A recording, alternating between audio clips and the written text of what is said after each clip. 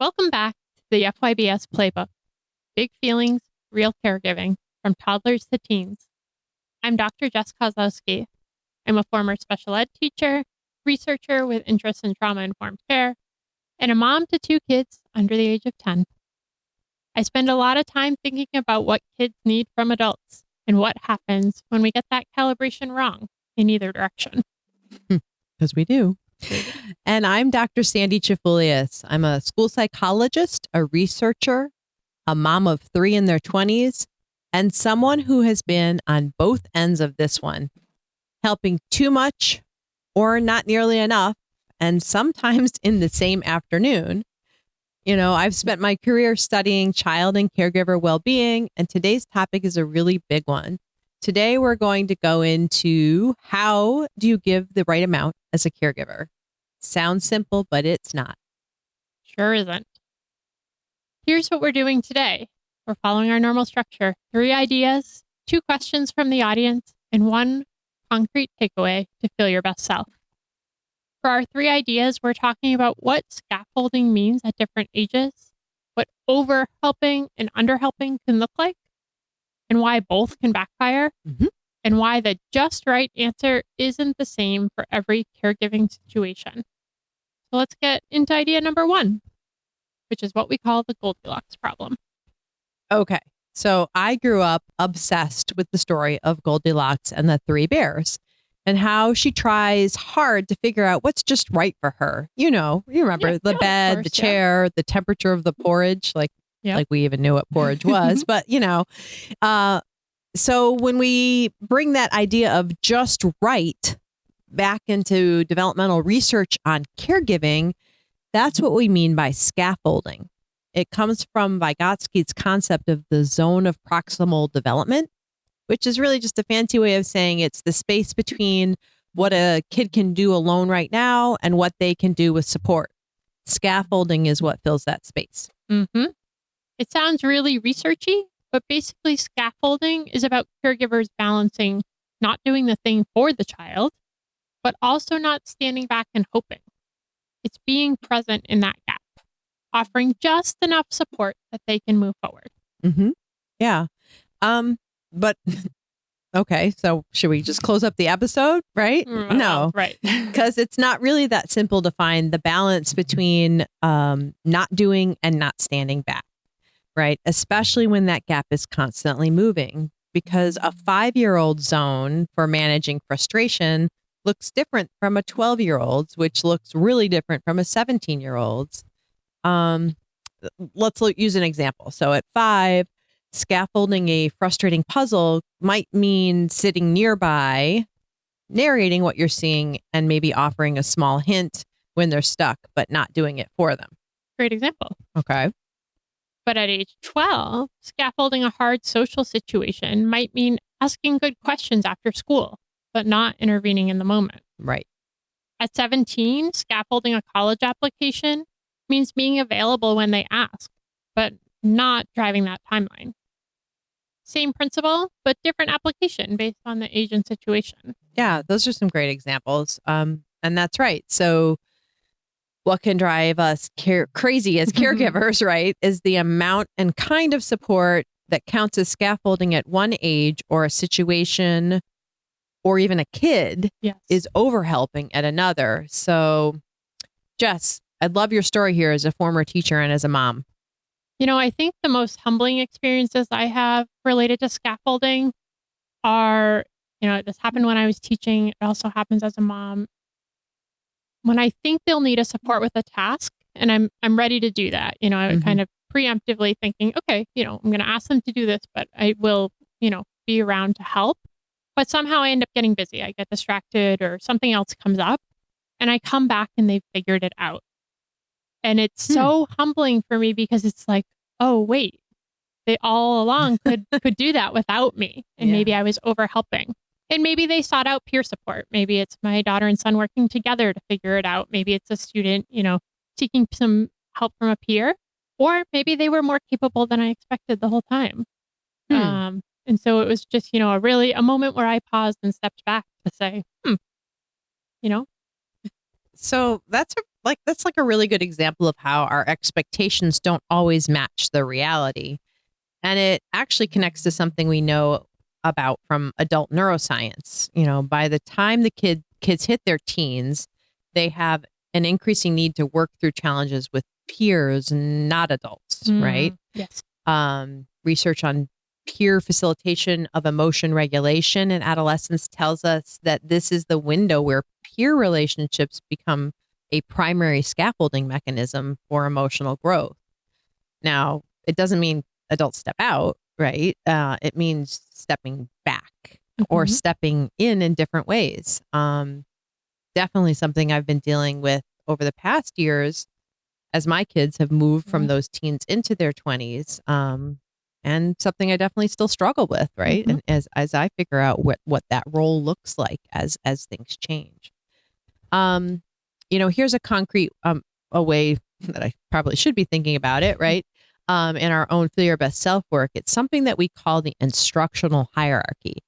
It's usually, so it's used to be talked about really with academics, but it's really for any skill. It's a framework for matching support to where a child is in their learning, not where you think they should be. So there are 4 stages. The first is acquisition. You're just starting to learn a skill. So, when you're first learning how to drive, you're not so great. You either too fast, too slow, and you make a lot of mistakes, hopefully not going through the garage door, right? Or taking out mailboxes. Sure. There's always one grad student every year that can tell the story of that. So when you're first learning something, it's really choppy, right? Yep. But then you get better with practice, hopefully, as a driver as well. And you become more fluent. So that's stage 2 when you're building fluency. So you've got the basics. You just need to practice more, right? You're practicing more how to get out of the garage. Yeah. So we go from acquiring a skill to becoming fluent in a skill to next being able to generalize it. So doing it in a place, not just where you learned it, but by themselves, but not yet maybe everywhere. Does that make sense? Okay.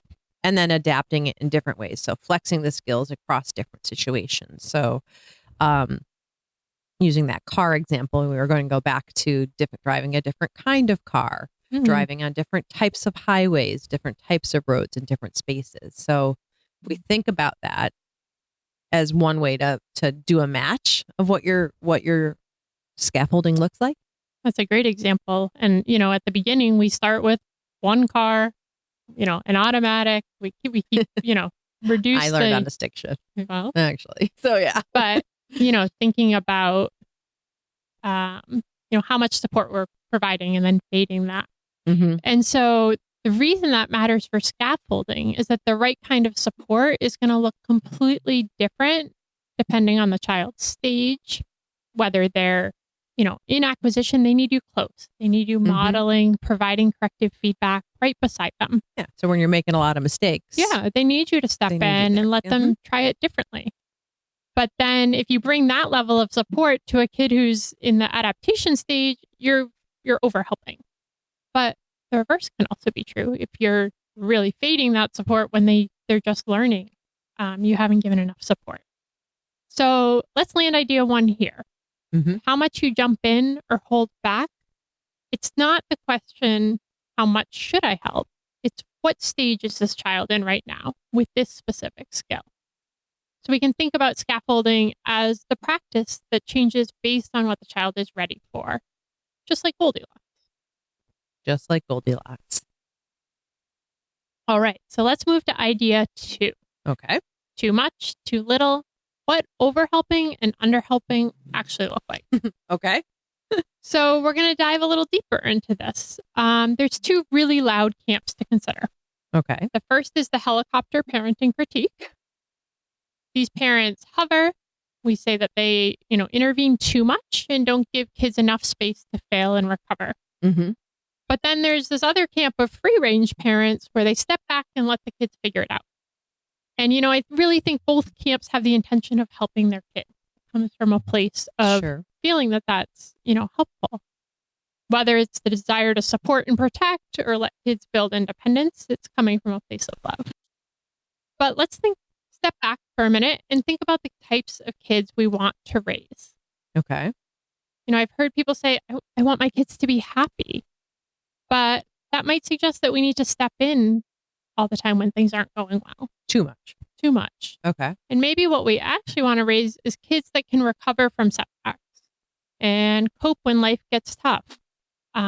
Get through those challenges because it inevitably will. But that's going to require a different kind of It's not always about being happy, right? Yeah. Yeah. Yeah. So that would require letting them fail sometimes because that's how Yes. you learn. And you need to feel those tougher emotions and learn actually that you can cope with the tough ones too, right? So that's really tough for parents on the helicopter side because they're inclined to overhelp or overparent. But what we've seen in the literature is that could be associated with higher anxiety and lower self-efficacy in kids over time. In 2025, there was a really great meta-analysis, which is it's a combination of a lot of results across a lot of studies that looked at the idea of overparenting and kids' mental health. And they did find meaningful negative associations across a lot of different outcomes. Okay. The kicker, though, Jess, is that, that same research did suggest that the context matters, like the child's age or the dominant family culture, or even the specific kind of over-involved behavior. So, for example, the researchers found that as children grow, they may experience more negative effects from that intrusive parenting. Right. Okay. That makes sense Yep. given, an increasing need for freedom to make choice, autonomy. Yep. But the findings weren't all negative. For example, in non-Western cultures, parental over-involvement could be interpreted as warmth and support, not intrusion, which could boost life satisfaction, which is positive. So head spinning, right? Yeah. Like this means that the same behavior can read differently depending on the child, the situation, and the family. And really it all comes back down to not being in one camp or another camp, but really being in tune with what is the just right spot of where kids are interpreting what's going on. That's super helpful and offers some nuance to kind of what that dominant message has been. Let's turn to underhelping now, because that also has some costs to it, Sure especially if it gets mislabeled as building kids' resilience. Okay. So leaving a kid to struggle with something that's genuinely outside of their current capacity isn't going to build resilience. That's going to cause dysregulation.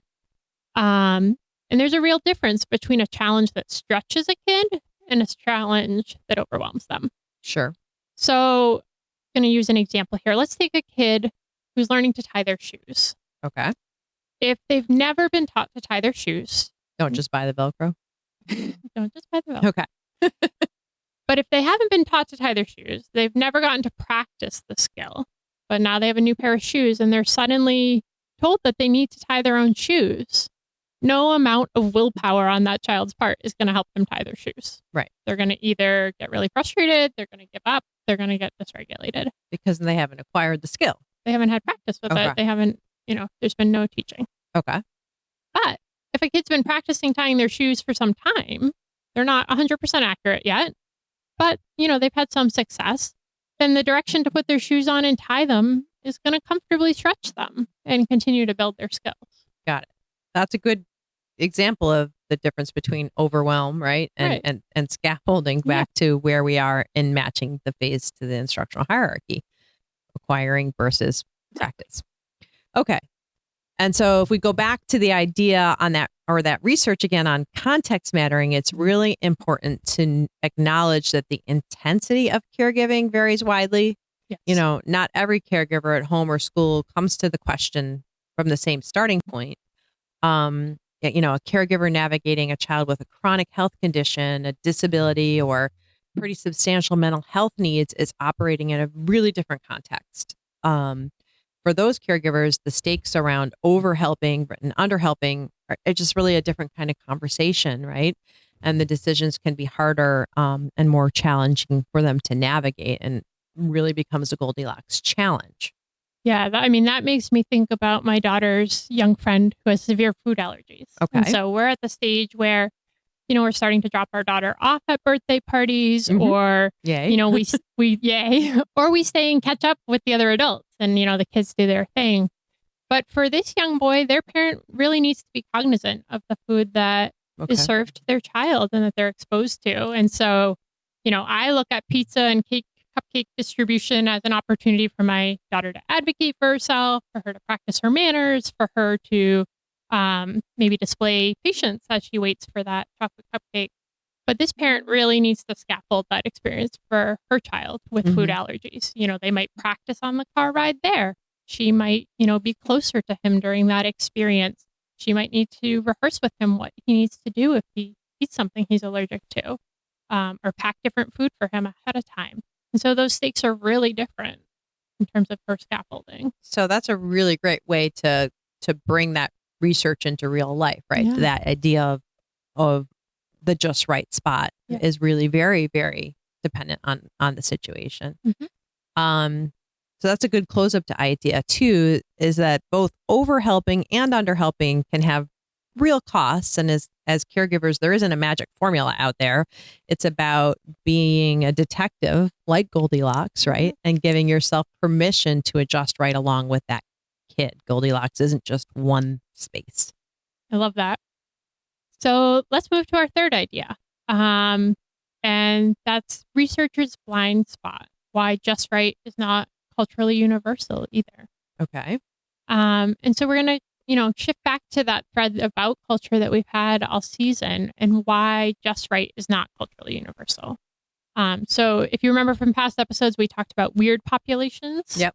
What was that again, though? Yeah. Weird stands for Western, educated, industrialized, rich, and democratic. Okay. And, most literature has happened in these contexts. Okay. Most research, that literature draws from.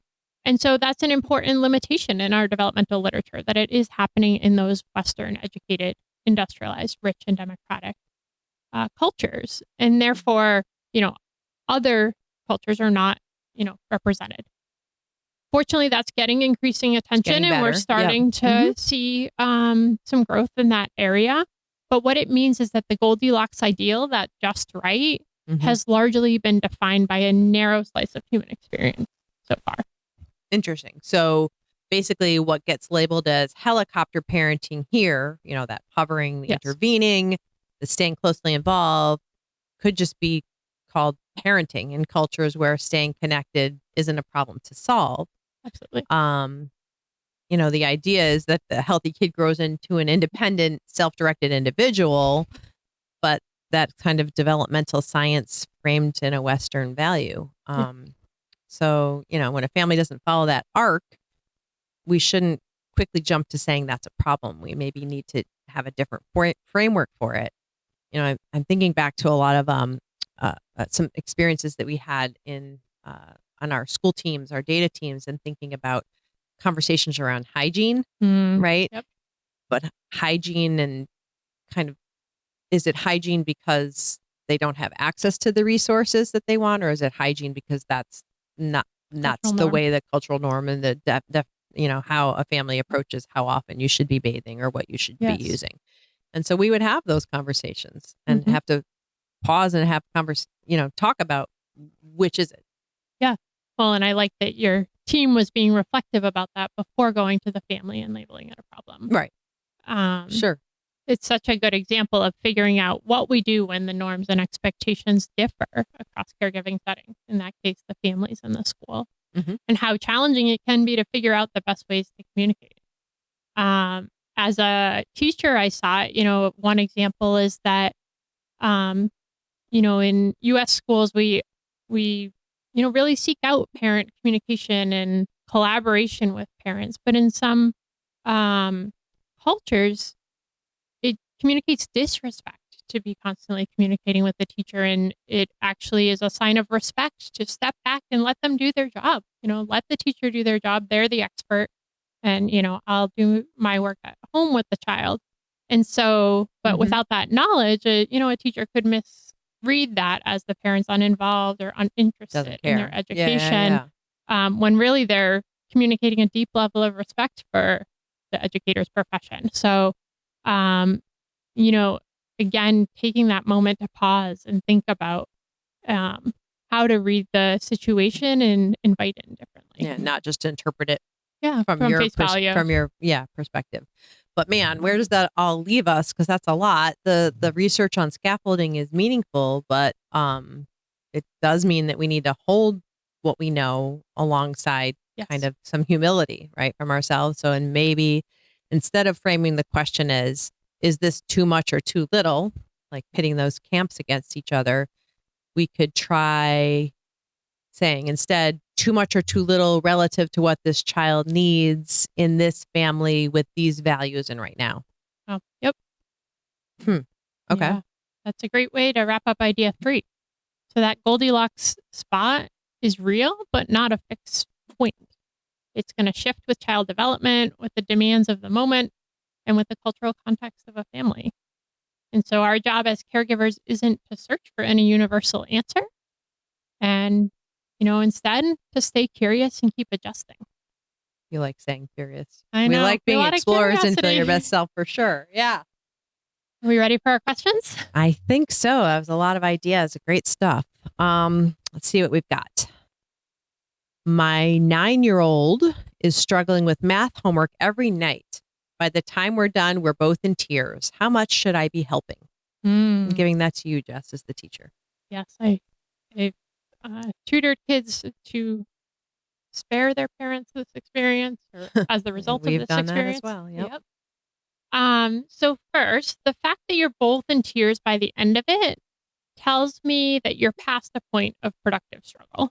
Okay. When the child or the adult is that dysregulated, the learning has stopped. And so the goal of homework is not suffering.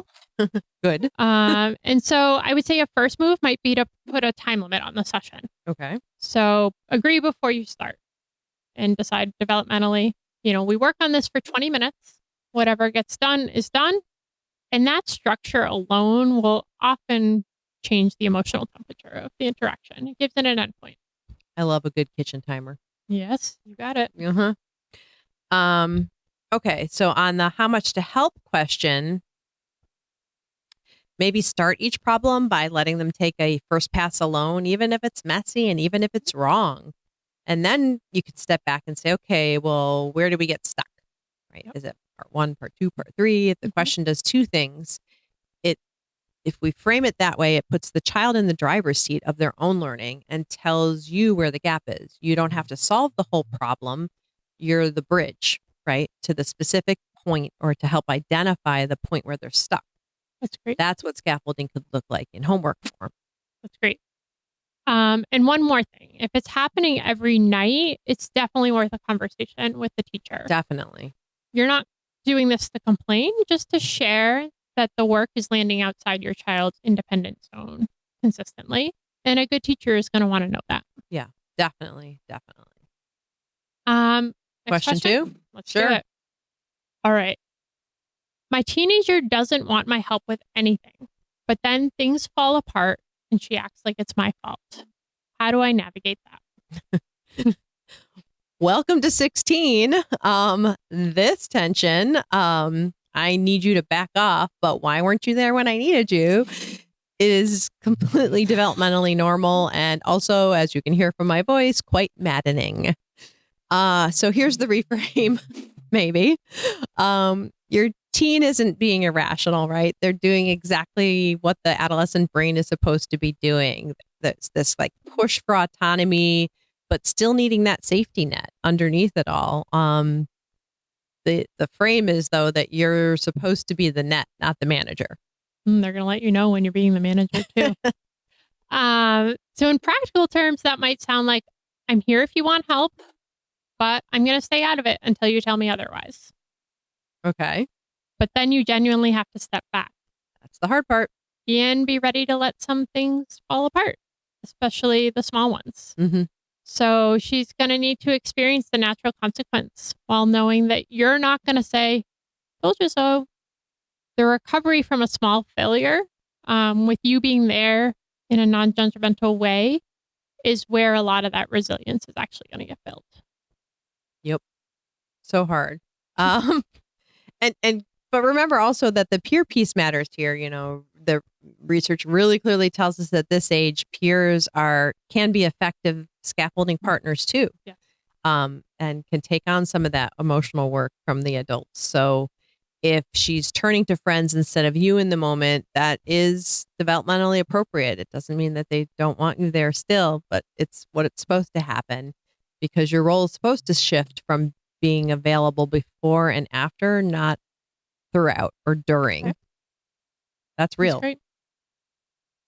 All right. We ready to wrap it up? I think so. So one takeaway to feel my best self, or feel your best self. My takeaway comes back to that instructional hierarchy. I loved it as a school psychologist. It helped me drive a lot of recommendations for what we were suggesting needed to happen in different situations.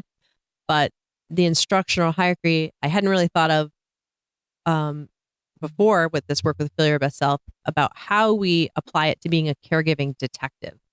So before you decide how much to help, you can say, okay, well, what stage is my kid in right now with this skill? And if it's an acquisition, just starting, and they're making errors, then you stay more close. And if they're out there in adaptation and they've got it, they're ready to make it on their own, you need to step back. It doesn't answer every question about scaffolding, but it does answer the first one.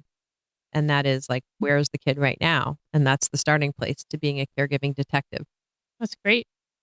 And mine's going to be about reading the moment before you act. So in our episode about repairing the rupture, okay, we talked about the cycle of escalation. And so, a kid will move through phases of calm, agitation, acceleration, peak, and then back down into de-escalation, in those moments of dysregulation. But there's also implications for our scaffolding. Okay. So, during calm, trigger, agitation, you can step in, offer strategy, offer support. At peak, and this is one that my partner and I have had to learn, you don't. You stay present, but you're not trying to problem solve. Not because you're abandoning them, but because that moment isn't set up for success with that. And so we want you to read where they are in that cycle of escalation to choose your scaffolding. That's the Goldilocks issue? It is. All right. So the Goldilocks problem in caregiving isn't solved once. It's solved over and over and over again as kids grow, as situations change. And if you've ever been told you're doing too much or not enough, the answer isn't always in the middle. It's in knowing the child, the moment, and the context, and getting more honest about whose definition of just right you're using. Yeah. We'll see you next time on the FYBS Playbook. Every day you feel a million things, but I promise that it all will be okay. I'll think of you and what you do, you will find your way. Feel your best self every